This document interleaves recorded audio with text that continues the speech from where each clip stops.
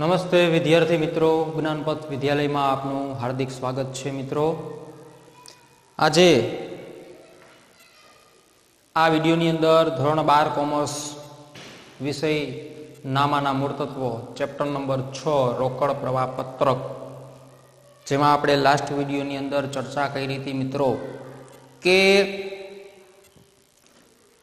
આપણે રોકાણ પ્રવૃત્તિ રિલેટેડ 3 ઉદાહરણો આપણે એનો અભ્યાસ કરવાનો છે, જે સ્વાધ્યાયની અંદર નથી પરંતુ ઉદાહરણની અંદર આપણે જોવાના છે, જે બોર્ડની અંદર ખાસ આઈએમપી કહી શકાય એવા ઉદાહરણો છે, જેનો આપણે આજે અભ્યાસ કરવાનો છે, જે પૂછાતા હોય છે મિત્રો। તમારી ટેક્સ્ટ બુકની અંદર ઉદાહરણ નંબર 11, તમારી ટેક્સ્ટ બુકમાં ઉદાહરણ નંબર 11 પેજ નંબર 271 ઉપર આપવામાં આવ્યું છે, તો રકમ ટેક્સ્ટ બુકમાં જુઓ। ઉદાહરણ નંબર 11 પેજ નંબર 271 ઉપર નિરાલી કંપની લિમિટેડની નીચે આપેલ વિગતોના આધારે રોકાણની પ્રવૃત્તિનો રોકડ પ્રવાહ શોધો। રોકાણ પ્રવૃત્તિનું વાત કરી છે મિત્રો। આ ઉદાહરણો એવા છે કે જેમાં આપણે મિલકતના ખાતા તૈયાર કરવા પડશે। આવી રીતની આપણે રકમ આપી હોય, યંત્રોની શરૂઆતની બાકી આપી છે, યંત્રોની આખરની બાકી આપી છે, વર્ષ દરમિયાન વેચેલ યંત્રની ચોપડે કિંમત આપી છે, યંત્ર પર ગણેલ ઘસારો આપ્યો છે અને યંત્રની વેચાણ કિંમત આપી છે। આટલું આપણને આપ્યું છે મિત્રો। હવે જ્યારે રકમની અંદર મિત્રો કોઈ પણ એક મિલકતની જ વાત થતી હોય, અહીંયા યંત્રની જ ફક્ત વાત થાય છે, યંત્રોની શરૂઆતની બાકી, યંત્રની આખરની બાકી, એના ઉપર ઘસારો, યંત્રનું વેચાણ, જ્યારે આપણને આવું આપ્યું હોય ત્યારે એ મિલકતનું ખાતું બનાવ્યા પછી રોકડ પ્રવાહ પત્રક છે એ તૈયાર થઈ શકે। તો એ ખાતું કેવી રીતે બનાવવું મિત્રો? તો કે એનું ખાતું બનાવવાનું છે વિગત રકમ, વિગત રકમ, યંત્ર ખાતું, ડાબી બાજુ ઉધાર હોય, જમણી બાજુ જમા હોય। આ આપણે દરેકને ખ્યાલ છે કે ખાતું કઈ રીતે બનાવવું। હવે આની અંદર એન્ટ્રી કઈ રીતે કરવી મિત્રો? તો શરૂઆતની બાકી અને આખરની બાકી આપી છે મિત્રો। યંત્રોની બાકી હંમેશા ઉધાર હોય, એની શરૂઆતની બાકી એને એ ઉધાર હોય અને આખરની બાકી જમા લખવાની હોય છે। શરૂઆતની બાકી શરૂઆતમાં, આખરની બાકી અંતે લખવાની।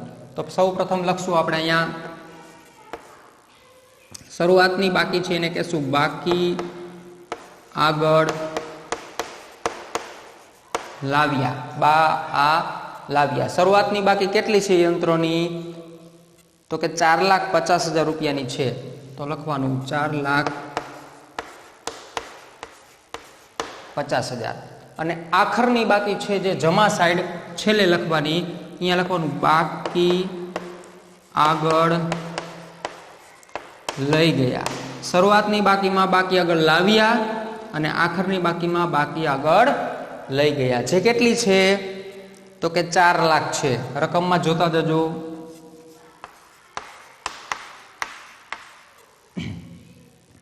ત્યાર પછી શું આપ્યું છે મિત્રો? તો મિલકતનો નિયમ યાદ રાખવાનો। મિલકત આવે તો ઉધાર કરવાનું, મિલકત જતી હોય તો જમા કરવાનું, જોજો। ત્યાર પછી આપણે આપ્યું છે વર્ષ દરમિયાન વેચેલ યંત્રની ચોપડે કિંમત। મિત્રો આ મિલકતની ચોપડે કિંમત છે એ આપણે આમાં ક્યાંય નોંધવાની નથી, પરંતુ એ ચોપડે કિંમતનો ઉપયોગ આપણે કરવાનો છે શેના માટે? તો કે આ મિલકતનું જ્યારે વેચાણ થતું હશે, દર્શાવેલું હશે, એને ચોપડે કિંમત સાથે સરખાવવાનું છે કે વેચાણ કિંમત છે ચોપડે કિંમત કરતાં વધારે છે કે ઓછી છે। વેચાણ કિંમત ચોપડે કિંમત કરતાં વધારે હોય તો આપણને ફાયદો થતો હોય, નફો થતો હોય। વેચાણ કિંમત ચોપડે કિંમત કરતાં ઓછી હોય તો આપણને નુકસાન થતું હોય છે। આ નક્કી કરવા માટે આપણે ચોપડે કિંમત આપતા હોય છે, અત્યારે ક્યાંય આપણે ધ્યાનમાં લેવાની નથી। ત્યાર પછી શું આપ્યું છે જમણી બાજુ જો, યંત્રો પર ગણેલ ઘસારો। મિત્રો યંત્રો છે એના ઉપર ઘસારો થાય એટલે યંત્રો ઓછું થાય કે વધે? તો આપણે ખબર હોય કે યંત્રો ઉપર ઘસારો લાગે એટલે યંત્ર ઘટે, ઓછું થાય એટલે યંત્ર ગયું કહેવાય। અને નિયમ શું છે? યંત્ર જાય તો જમા, એટલે ઘસારો છે એ જમા સાઈડ દર્શાવવાનો થાય. ઘસારો કેટલો રૂપિયાનો આપ્યો છે?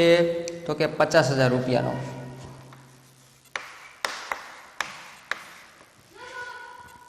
ત્યાર પછી આપ્યું છે યંત્રની વેચાણ કિંમત. યંત્ર વેચવું.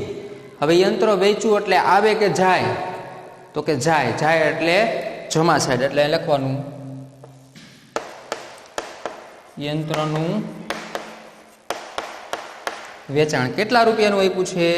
તો કે 15,000 રૂપિયાનું. હવે મિત્રો સરખામણી કરવાની છે કે યંત્ર આપણે 15,000 રૂપિયામાં વેચ્યું. આ વેચેલ યંત્રની ચોપડે કિંમત કેટલી હતી? તો આપણને ત્રીજા નંબરે ડાબી બાજુ આપ્યું છે. જો કે વર્ષ દરમિયાન વેચેલ યંત્રની ચોપડે કિંમત 25,000 હતી. 25,000નું યંત્ર કેટલામાં વેચ્યું આપણે? તો કે 15,000માં. તો આપણને ફાયદો થયો કે નુકસાન? તો કે નુકસાન થયું. કારણ કે 25,000નું યંત્ર હતું જે આપણે 15,000માં આપી દીધું, તો 10,000નું આપણે નુકસાન થયું મિત્રો. તો નુકસાન થાય તો જમા બાજુ દર્શાવવાનું, નફો થાય તો ઉધાર બાજુ દર્શાવવાનો. એટલે અહીં લખવાનું યંત્ર વેચાણ નુકસાન. કેટલા રૂપિયાનું થયું? તો કે 10,000 રૂપિયાનું. આટલી જ વિગત મિત્રો આપણને આપી છે, બીજી કઈ વિગત આપણને આપી નથી. આટલી વિગત આપણે ખાતામાં એન્ટ્રી કર્યા બાદ આ બધી એન્ટ્રી કરવાનો હેતુ આપણો શું છે? તો કે જે તે મિલકત છે એની ખરીદી અથવા વેચાણ શોધવાનું હોય. વેચાણ આપણને આપી દીધું છે તો ખરીદી શોધવાની હશે. વેચાણ જમા સાઈડ આવે તો ખરીદી ઉધાર સાઈડ આવે. એટલે ઉધાર સાઈડ આપણને જે તફાવત મળશે એ આપણી ખરીદી હોય યંત્રની. કારણ કે રોકાણ પ્રવૃત્તિની અંદર મિલકતની ખરીદ વેચાણની જ નોંધ થતી હોય છે. તો આ દાખલામાં આપણે ફક્ત યંત્રની જ વાત કરી છે. તો યંત્રની ખરીદી અને યંત્રનું વેચાણ બે જ એન્ટ્રી રોકાણ પ્રવૃત્તિના રોકડ પ્રવાહ પત્રકમાં થશે. તો વેચાણ તો આપણે આપી દીધું છે, તો એ તમે લખી શકો કે યંત્રનું વેચાણ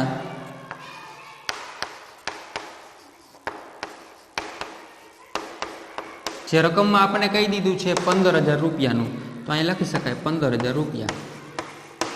હવે મિત્રો વેચાણ કરો એટલે રૂપિયાની રોકડની આવક થાય. આવક એટલે પ્લસમાં દર્શાવવાની. હવે યંત્રોની ખરીદી આપણને આપી નથી. યંત્રની ખરીદી, યંત્રની ખરીદી કરો એટલે રોકડની શું થાય? જાવક થાય. જાવક થાય એટલે એની રકમ કેમાં આવશે?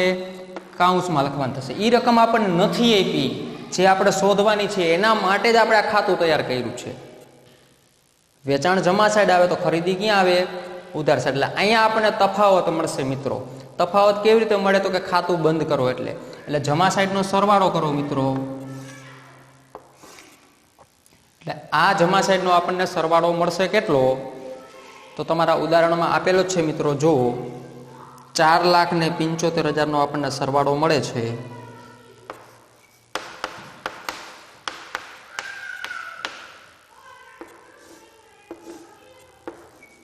જે આ બાજુ પણ મૂકવાના અને એમાંથી બાદ કરવાના 4,50,000. એટલે આપણને તફાવત સ્વરૂપે મળશે 25,000. મિત્રો આ જે 25,000 આપણને મળ્યા એને કહેવાય યંત્રની ખરીદી, જે આપણને મળી. હવે આ યંત્રની ખરીદી 25,000 છે, અહીંયા કાઉન્સમાં લખી નાખવાની. આપણી રોકડની જાવક થાય છે મિત્રો. બસ બે જ વસ્તુ આ રોકડ પ્રવાહ પત્રકમાં આવશે. આ બે વસ્તુ માટે આપણે આ ખાતું તૈયાર કરવું પડે. પછી આનો સરવાળો કરો એટલે માઇનસમાં આવશે. કારણ કે 15,000 પ્લસ છે ને 25,000 માઇનસ છે. તો 15,000માંથી 25,000 બાદ કરો એટલે માઇનસમાં તમને 10,000 મળશે. તો આ માઇનસમાં મળે એને જાવક રોકડ પ્રવાહ કહેવાય. તો લખવાનું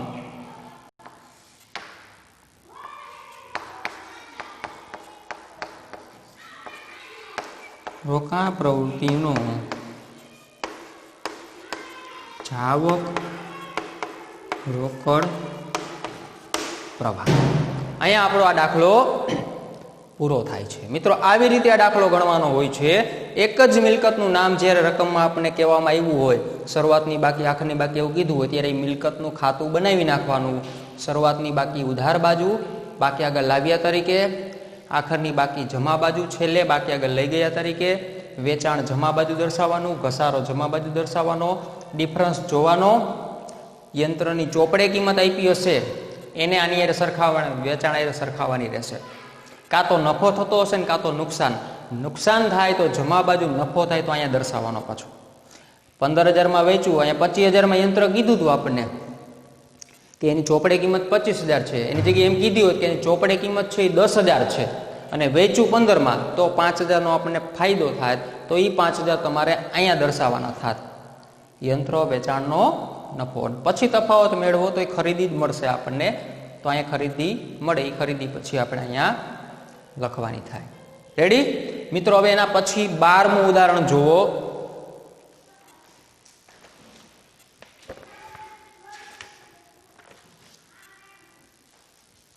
ઉદાહરણ નંબર 12 આના જેવું છે, ફરક એટલો છે મિત્રો કે અહીંયા યંત્ર ખાતું બનાવ્યું છે, જેમાં 12મા દાખલામાં ફર્નિચર ખાતું બનાવવાનું છે। કોપી ટુ કોપી દાખલો છે મિત્રો, જે તમે જાતે પણ ગણી શકશો। એટલે 12મું ઉદાહરણ મિત્રો તમારે જાતે પ્રયત્નો કરવાનો છે। આના જેવો જ દાખલો છે, ફરક એટલો કે આ યંત્ર ખાતું છે એની જગ્યાએ આપણે ફર્નિચર ખાતું બનાવવાનું છે। આમાં પણ શરૂઆતની બાકી આખરની બાકી આપી છે, એનું વેચાણ આપ્યું છે, એનો ઘસારો મિત્રો આપ્યો છે આપણને। પછી એમાં ચોપડે કિંમતની સરખામણી કરશો, ફરક એટલો આવશે કે અહીંયા નુકસાન આવ્યું ને, 12મા ઉદાહરણમાં તમારે નફો આવશે, તો નફો તમારે દર્શાવવાનો થશે ક્યાં, તો કે અહીંયા ઉધાર બાજુ દર્શાવવાનું થશે। પછી જે ગેપ મળશે એ ખરીદી જ મળશે, અને પછી ખરીદી અને વેચાણ તમારે અહીંયા લખી નાખવાનું રહેશે। રેડી? હવે ત્યાર પછી મિત્રો આપણે ઉદાહરણ નંબર 13નો અભ્યાસ કરવાનો છે। ઉદાહરણ નંબર 11 જોયું, આના જેવું જ 12મું ઉદાહરણ છે જે તમારે હોમવર્કમાં કરવાનું છે। હવે આપણે 13મું ઉદાહરણ સમજીએ।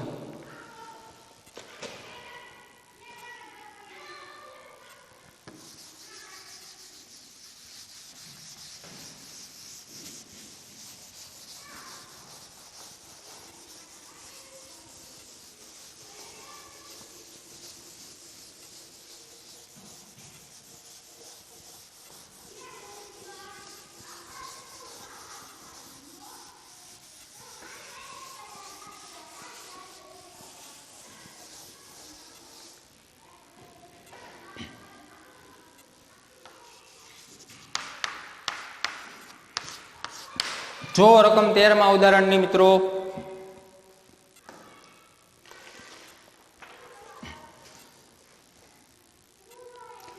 બ્રિજમોહન લિમિટેડની નીચે આપેલ વિગતોના આધારે રોકાણની પ્રવૃત્તિમાંથી ઉદ્ભવતા રોકડ પ્રવાહ દર્શાવો।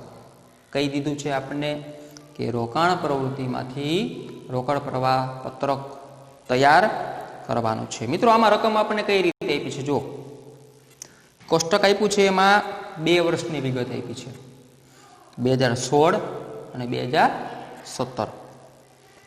હવે આમાં પણ આપણે મિલકતના ખાતા બનાવવા પડશે, પણ આમાં મિલકતો કેટલી બધી આપી છે, એક જ મિલકતની વાત નથી કરી। જો તો કઈ કઈ મિલકતનું ખાતું બનાવવું, તો એના માટે નીચે તમને વધારાની વિગતો આપી છે મિત્રો।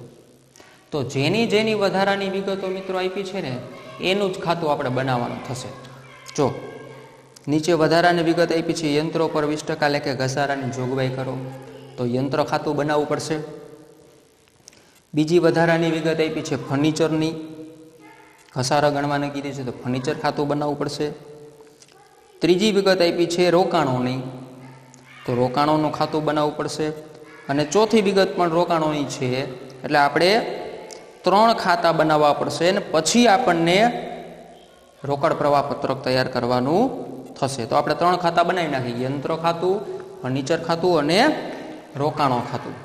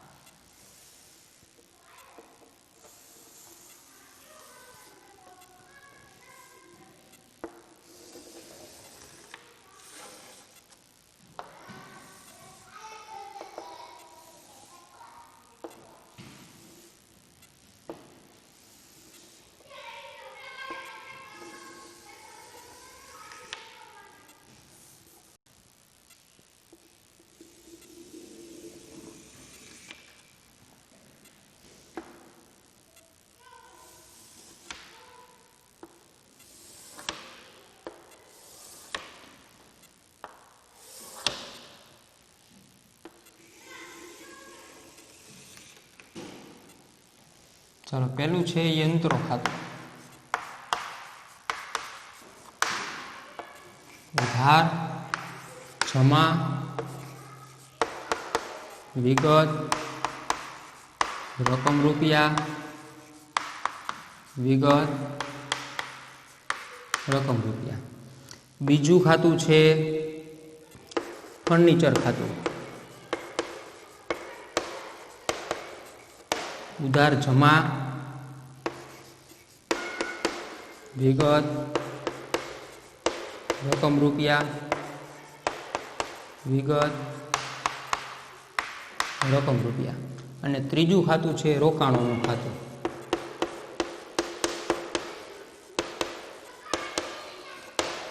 ઉધાર, જમા, વિગત, રકમ રૂપિયા, વિગત, રકમ રૂપિયા. ચાલો રેડી. અને અહીંયા આપણે બનાવી નાખી રોકડ પ્રવાહ પત્રક.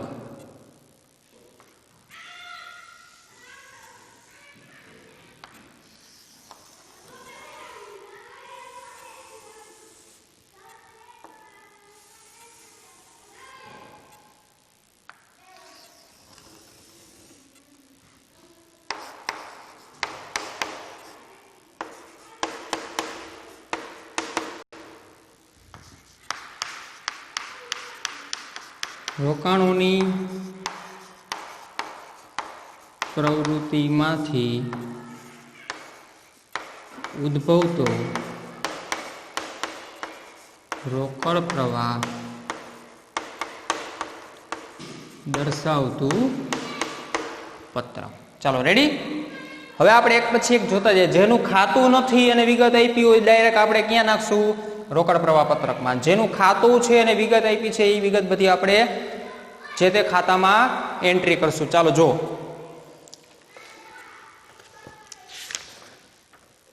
તો સૌ પ્રથમ આપણને આપ્યું છે 12% એક્સ કંપનીના ડિબેન્ચરમાં રોકાણ. રોકાણ એટલે રોકાણ ખાતું કહેવાય. તો રોકાણોનું ખાતું આપણે બનાવ્યું છે. તો 2016 અને 17ની રકમ મિત્રો રકમમાં આપી છે. જો 16 એટલે શરૂઆતની બાકી કહેવાય અને 17ની રકમ છે આખરની બાકી કહેવાય. તો આપણે કીધું શરૂઆતની બાકી ક્યાં લખવાની? ઉધાર બાજુ. બાકી આગળ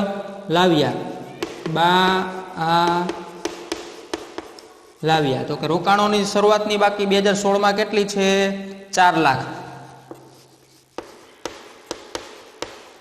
અને આખરની બાકી એટલે 2017ની જે નીચે લખવાની બાકી આગળ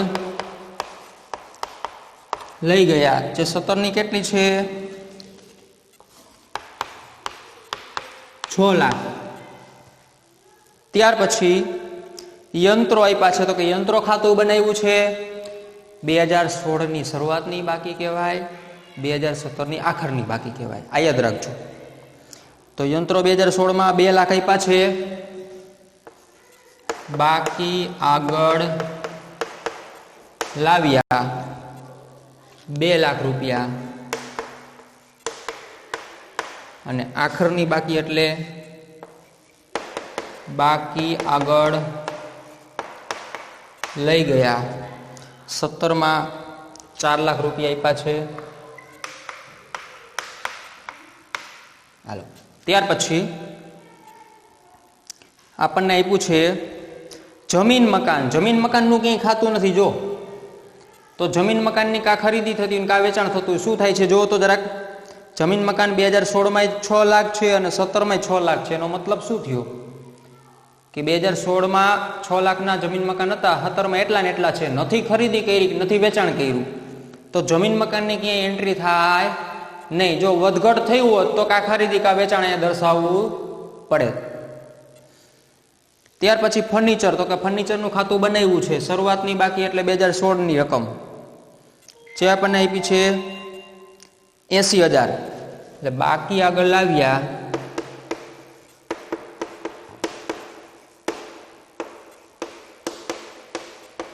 80,000. અને આખરની બાકી એટલે બાકી આગળ લઈ ગયા. 2017ની રકમ કેટલી છે? 1 લાખ.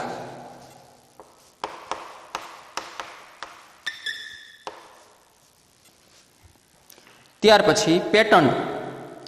મિત્રો પેટન્ટ અને પાઘડીના પછી બે વિગત છે, પેટન્ટ અને પાઘડી, અને બંને અદ્રશ્ય મિલકત છે. બંનેની ક્યાંય સૂચના આપણે આપવામાં નથી આવી. જો અગાઉ પણ આપણે કીધું હતું કે અદ્રશ્ય મિલકતની સૂચના આપવામાં આવે તો જ એની એન્ટ્રી કરવી, નહીતર કરવી નહીં. એનો મતલબ અહીંયા આપણને ક્યાંય સૂચના આપવામાં આવી નથી તો આની એન્ટ્રી થશે નહીં. હવે આપણે વધારાની વિગત છે એ લઈ. પહેલી વિગત આપી છે યંત્રો પર 20% લેખે ઘસારાની જોગવાઈ કરો.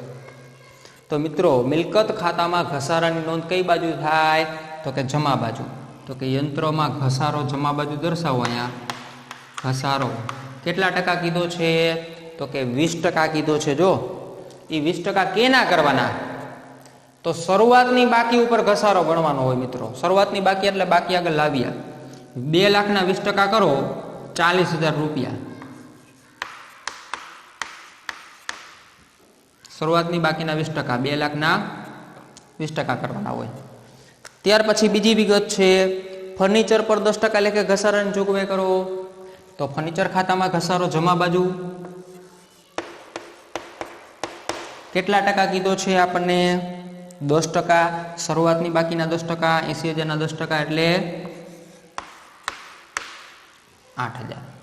ઓકે. ત્યાર પછી વિગત આપણને શું આપી છે? ત્રીજું, વર્ષની શરૂઆતમાં રોકાણોમાંથી 40% રોકાણો રૂપિયા 3 લાખમાં વેચ્યા. રોકાણોની વેચાણ કિંમત આપી છે 3 લાખ.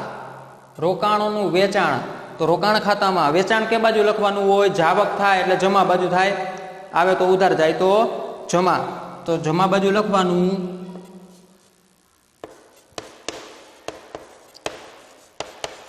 રોકડ ખાતે. આપણે વેચાણ કરીએ છીએ એટલે રોકડ રૂપિયા આવે, એની આમનું શું થાય? રોકડ ખાતે ઉધાર થાય, વેચાણ ખાતે જમા. એટલે અહીંયા આપણે લખવાનું રોકડ ખાતે. કેટલા રૂપિયામાં વેચ્યા? તો કે આપણે વેચ્યા છે 3 લાખ રૂપિયામાં.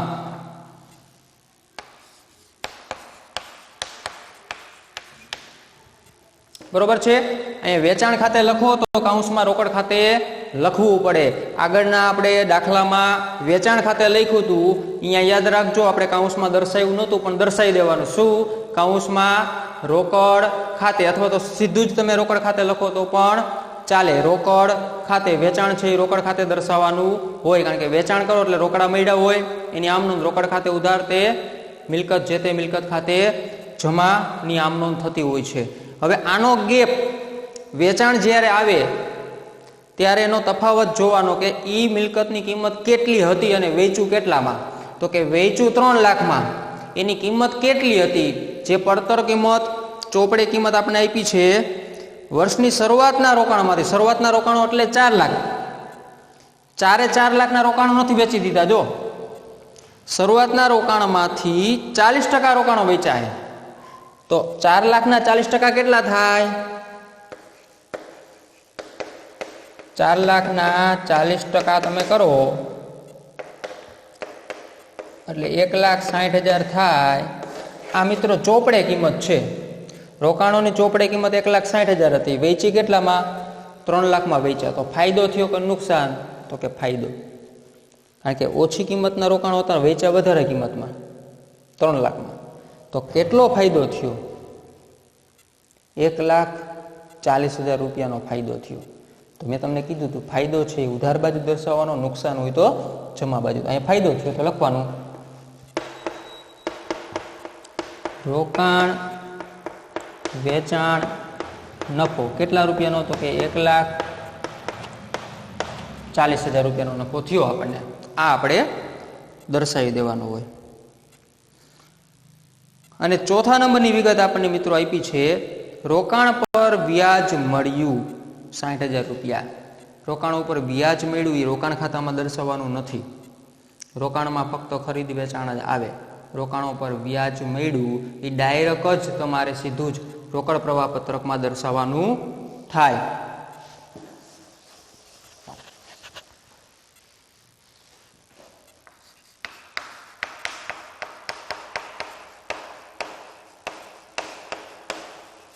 રોકાણો પર મળેલ વ્યાજ કેટલા રૂપિયાનું છે? તો કે 60,000 રૂપિયા.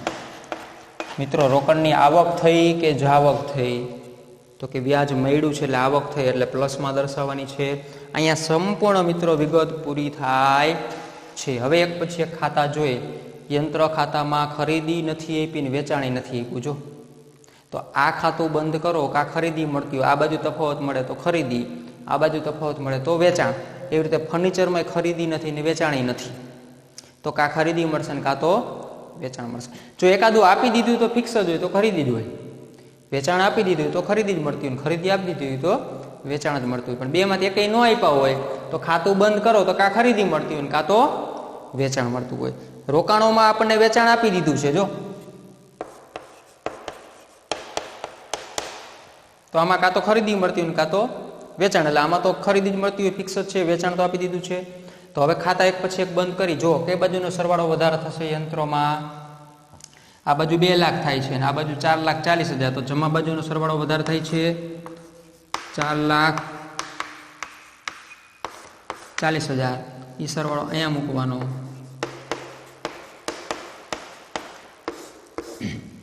એમાંથી ઉધાર બાજુનું માઇનસ કરો એટલે અહીંયા મળશે આપણને 2,40,000. આ આપને તફાવત મળ્યો. અને શું કહેવાય? આ બાજુ મળે તો ખરીદી, યંત્રની ખરીદી. બરોબર? જે આપણે લખી નાખવાની હોય રોકડ પ્રવાહ પત્રકની અંદર. યંત્રની ખરીદી કેટલી મળી? 2,40,000. મિત્રો ખરીદી કરો એટલે રોકડની આવક થાય કે જાવક? તો કે જાવક થાય. જાવક થાય એટલે એની રકમ દર્શાવવાની કાઉન્સમાં. ત્યાર પછીનું ખાતું ફર્નિચર ખાતું બંધ કરો. એનો સરવાળો આ બાજુ 80,000 થાય છે અને આ બાજુ 1,08,000. તો અહીંયા જમા બાજુનો સરવાળો વધારે થશે 1,08,000. 1,08,000 માંથી બાદ કરો 80,000 એટલે 28,000 રૂપિયા આપણને તફાવત મળશે ઉધાર બાજુ. મિત્રો આ તફાવત ઉધાર બાજુ મળ્યો તો આની ખરીદી કહેવાય. ફર્નિચરની ખરીદી ક્વેશ્ચન માર્ક એટલે આપણે મેળવું. તો પાછી લખ નાખવાની અહીંયા ફર્નિચરની ખરીદી કેટલા રૂપિયાની છે? તો કે 28,000. હાલો ખરીદી કરી એટલે રોકડની જાવક થઈ. જાવક થઈ એટલે કાઉન્સમાં દર્શાવવાની. પછી રોકાણો ખાતું છે. આમાં વેચાણ આપી દીધું છે તો વેચાણ તો દર્શાવવું પડશે આપણે. અહીંયા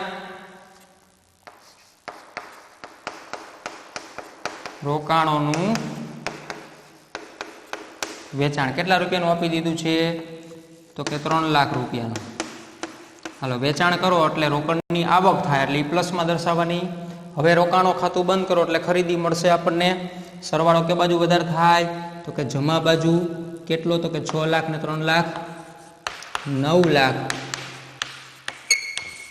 9 લાખમાંથી બાદ કરો 5,40,000 બાદ કરવાના એટલે આપણને મળશે 3,60,000 નો તફાવત મળશે આ બાજુ. આ 3,60,000 ને શું કહેવાય? રોકાણોની ખરીદી.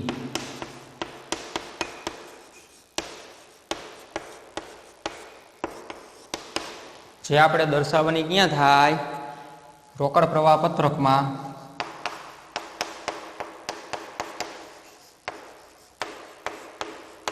કેટલા રૂપિયાની મળી? તો કે 3,60,000. ખરીદી કરી એટલે રોકડની જાવક થાય એટલે આપણે એને કાઉન્સમાં દર્શાવવાના થાય. બરોબર મિત્રો? હવે આનો સરવાળો કરી નાખવાનો. ખાતા કમ્પ્લીટ થઈ ગયા. હવે રોકડ પ્રવાહ પત્રકનો સરવાળો કરો.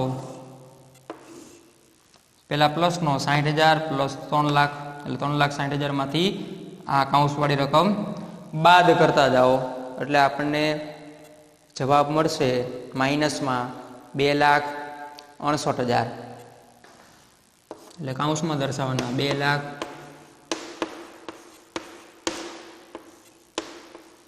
2,68,000. બરોબર? કૌંસમાં દર્શાવી દો. આને કહેવાય જાવક રોકડ પ્રવાહ. રોકાણોની પ્રવૃત્તિમાંથી ઉદ્ભવતો